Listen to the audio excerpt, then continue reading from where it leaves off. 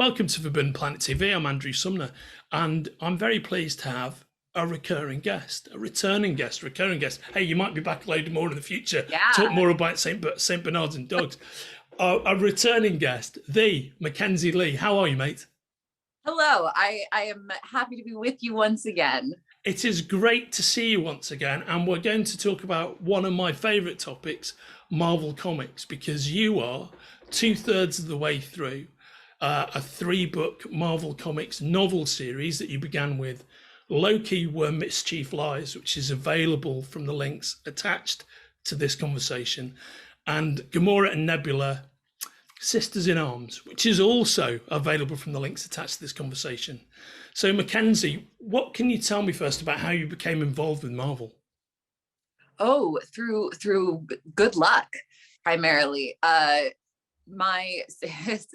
think it's a weird convoluted. It's not a weird convoluted story. It's one of those things that where nobody has the same path into writing for Marvel or Star Wars or Disney or any of these franchises. But so mine was that the editor who originally acquired me to write this series, that sounds like she purchased me, hired me to write this series, had been pitching this series internally to Marvel for a long time, and she'd been trying to get them to sign off on a 3-book series. I think the pitch was a 3-book series about anti-heroes in the Marvel universe as teenagers.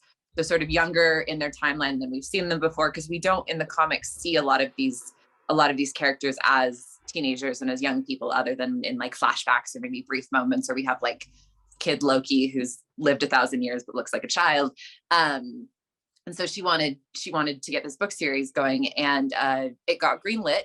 And it got greenlit right at the same time that my book, The Gentleman's Guide to Vice and Virtue, happened to come out. And so Alexandra, who was the editor, was reading it at the time, and I guess had a moment of synthesis where she was like, this is the person I would like to write my anti-hero Marvel series. They all kind of have a little bit of a historical bend to them. And so I think it was the historical element of Gentleman's Guide plus just the humor and action adventure. And yeah, so I got a email from my agent one day that said, hypothetically, are you interested in writing for Marvel? Boy, that better not be a hypothetical. How wonderful. And your first book was your Loki novel. So how did you, what can you tell me about that book? And was Loki your choice? Was he always a favorite character of yours? No, Loki, I really like Loki. But that part of the sort of pitch to me when they pitched me this series was, I said, the first one will be Loki, and then the other two will kind of figure it out as we go along based on what's going on in other places in Marvel. And I think they probably knew there was a TV series that was going to happen. So maybe I didn't know, but maybe they were pumping up for that. I don't know. But Loki got brought to me. I was very excited, though. He would have been one of my choices anyway. And so the book is about young, greasy teenage Loki solving Jack the Ripper-esque murder mysteries in Victorian London, and trying to figure out whether his role as a villain is predetermined or whether it's something he can change, and whether it's something he wants to change. Yeah, wow. Okay, so right to the heart of the character, actually, and funnily enough, it's something that has become very much a part of Loki's ongoing narrative. Mm-hmm. Yeah. I don't know if he's even what side he's on. It's a snap decision often. Yeah, well, exactly. I mean, and he is who he is, right? And I think that's the glorious thing about him. At the end of the day, there are very few other characters in the Marvel universe. You really don't know which way they're going to go from scene to scene, and particularly having such a nowadays living in an era where there's such a strong actor associated with that character who fits that character like a glove. The way Tom Hiddleston plays Loki, he's very charming and charismatic, but you just don't know what he's going to do next. Yeah, he's perfect. It was actually very tricky. So when the books I write are not part of the MCU. They're not like it's Marvel, but they don't want me to be referencing the movies so much as it's comic lore basically. And I think the movies and comics have kind of split in a lot of ways, or also, I mean, it's comics, so there's like 10 different timelines going on at all times. But it's very hard because he's such a strong actor and because he's so strongly associated with that character. It's hard not to write with him in mind. And I had to sort of work very hard to be like, I'm not writing Tom Hiddleston's Loki. I'm also not writing like Neil Gaiman's Loki or the Loki of like the poetic Edda of Norse mythology. And that was the biggest challenge of that book, was figuring out how to write my own version of Loki that wasn't too heavily crutched by any of these others. That makes a lot, yeah, that makes a lot of sense. And but I imagine that's also that the joy in the process is finding your own way through with this, with this classic character, who and the fact they gave you the freedom to interpret in your own way. I think it's great to be given those Marvel Comics toolboxes and be allowed to do what you want. Yeah, it's wild to be part of the sort of largest fictional universe in existence right now and to be contributing to that. I was working this weekend and had a question I bumped into, and I now have like a Marvel historian on speed dial that I can essentially like call in to ask all these random questions. And I wish I could tell you what it was, but I hit one that I was like, this might be the weirdest question I've asked yet. And the fact that this is an actual question I'm asking for a thing that I'm getting paid to do is crazy. Yeah. Like, it's crazy. Yeah. Yeah, it's wild. It's so cool to be part of. Oh, it's great. And I think that's one of the things that sits at the heart of fandom, professional fandom. When you're lucky enough to end up in a job like yours, or working for a comic store or whatever, and you legitimately spend large amounts of your working day talking about the minutiae of comic book lore, that's a great place to be, I think. Yeah, I was a fan fiction writer as a kid, not for Marvel. I was very into Star Wars as a kid and really wanted into comics, but I kind of came of age in a time when it was very not cool to be into comics, and so not cool to be into Star Wars either. It's mind-blowing to me now that that's such a mainstream thing, but I had to be really like sneaky about it, and I didn't know who to ask about comics or how to learn how to read comics, and so I never really got into them. But I was a fan fiction writer, I was a Star Wars fan, and now to sort of be on the other side of that, there are especially with the first book, I had to keep telling myself, like, I would have these moments where I'd be working and my brain would say, okay, you need to stop working on this fan fiction and you need to go back to the work you're actually getting paid for. And then I'd be like, no, this is the paid for. That's absolutely brilliant. And flipping onto the joy of working on Loki to the joy of working of Gamora and Nebula, which I imagine was a real treat. What is the concept of Sisters in Arms? So Sisters in Arms is also Gamora and Nebula as teenagers. Earlier than we've seen them, because the versions of them that exist now in the comics are very informed by Guardians of the Galaxy films, because that's how everybody knows them from. And the sort of previous iterations of them are these like odd space age women that are fairly unrecognizable to what most people know. So I did get to write sort of into their movie personas a little bit more. But so it's Gamora and Nebula as teenagers. They are both under the control of Thanos and are kind of out in the world or the universe, I guess, for the first time, and starting to recognize patterns of abuse and manipulation that he has sort of shaped their lives with, that they didn't sort of recognize until they got out into the wider world. And so the book is about Gamora has been sent to this planet that is heavily inspired by the American West and sort of the Old West and mining towns and the strip mines here, and like anyways. So it's a mining planet that has been totally obliterated for this renewable resource, and all the miners are struggling and starving and dying. And so Gamora has been sent by this anonymous benefactor, essentially, with the assignment to retrieve the heart of the planet. And so she gets involved with a group of miners who can help her get to the heart of the planet in exchange for helping with their sort of uprising. And then wherever Gamora is, there's also a Nebula. And so Nebula has followed her, determined to do the thing first and do the thing better. And she ends up allying herself with the Universal Church of Truth, which also has a presence on this planet. And then, of course, they butt heads and join forces, and then are not on the same team, and then they are on the same team, and then they are not on the same team, and we go back and forth. Fantastic. That seems to me to cut to the very heart of what is brilliant about any Gamora and Nebula story. And that must have been a real treat to write. It was delightful.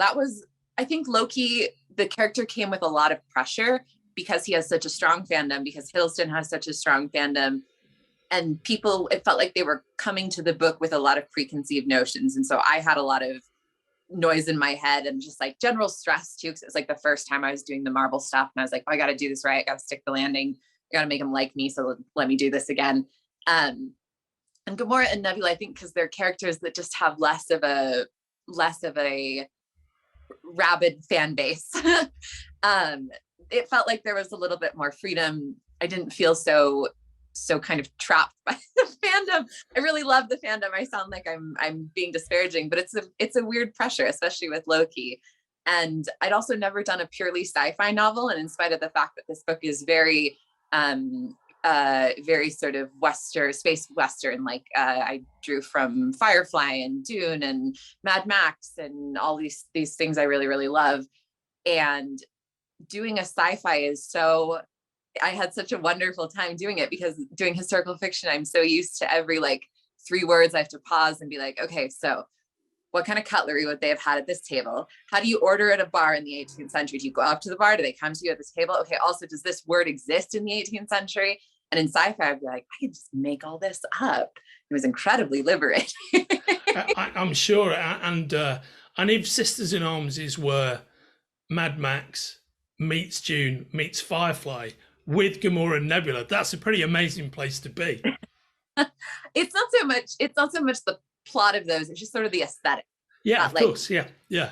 Mining, all of that. Yeah, how wonderful. Now, I know that you're currently working on another Marvel novel that you can't discuss the details of. Hey, I got to put my guards up to make sure I don't. Right on. And I'm not trying to trick you. So let's put that. No, that whole. You don't trying to trick me. It is so easy to get. So let's put all that in a box for a second, and then perhaps you could share with me, with the viewers, what else within the Marvel universe would you like to get your hands on creatively? I mean, honestly, the third one I'm doing is so careful, is my favorite character in Marvel. And so getting to write for them was like, it's kind of my dream project a little bit. I don't know. I love Marvel. I love and I love how they have stories across all platforms now. So it's sort of like, no matter how you want to interact with stories, there is a way for you to do it within this bigger universe. There's video games, there's books, there's comics, there's TV shows, there's animated shows. Like it's so cool to me how many formats these stories operate across. And so it's almost, I think I'm less interested in what character I'm working with and more, I want to try storytelling in other formats and try working in this universe in different ways. Yeah, well said. I think that is a great moment to close out on in this discussion of Loki. Before I lead you down the wrong path and then suddenly saying that we're having to damage control with Marvel Central, because I know what these guys can be like. Well, yeah. So I had an interview that I did, I think for Sisters in Arms, that my publicist at Marvel was sitting on the other end of the line listening in. And they asked me on the interview, like, can you give us any hints about what the third one is? And I gave what I thought was the most like innocuous, there's no way anyone, it was just like the equivalent of saying like the first word of the book is the or something is what it felt like. And my publicist immediately flipped herself off mute and she goes, you can't put that in the interview. I have a Marvel sniper that follows me at all times. And if I get too close to it, the little red dot just appears on my forehead. Yes, never a good thing. Fortunately, I don't think those Marvel people are in on this conversation, but who knows? They are all powerful, almost like dealing with the Watcher. You've got the Watcher on your shoulder at all times. But this has been a wonderful conversation about Loki Where Mischief Lies and Gamora and Nebula, Sisters in Arms, both of which are available from Forbidden Planet and can be ordered from the links attached to this interview. Mackenzie, thanks so much for joining me and talking about one of my favourite things, comic books. And thanks for our last conversation about one of my other favourite things, dogs, by the way. That was awesome. Go and check out our other conversation. I have to tell, wait, I'm sorry. You can cut this out of the interview. I have to tell one more story. So I went to Disneyland a couple of weeks ago with a friend of mine for his birthday. And through pure chance, because it was Halloween, so everybody's dressed up, through pure chance, as we were walking out of Disneyland, there is a woman standing there with a Saint Bernard dressed as Loki. And he was a therapy dog, but she dressed him up as Loki for Halloween. And I about passed out. Like, I was like, this is everything I love converging in one place. A glorious convergence of everything. Exactly. You know, that's amazing. It's almost like watching the multiverse take root in front of you, going, it's a real thing, it's happening. Look. Exactly. Worlds collide. How wonderful. Well, I'm gonna go away from this interview thinking about that Loki dog. That's amazing. If you've got a picture, you've got to send it to me. I would love to see it. Oh, do I have a picture? Of course I have. Of course, you've got thousands. Yeah. I did a whole photo shoot with that dog. That is amazing.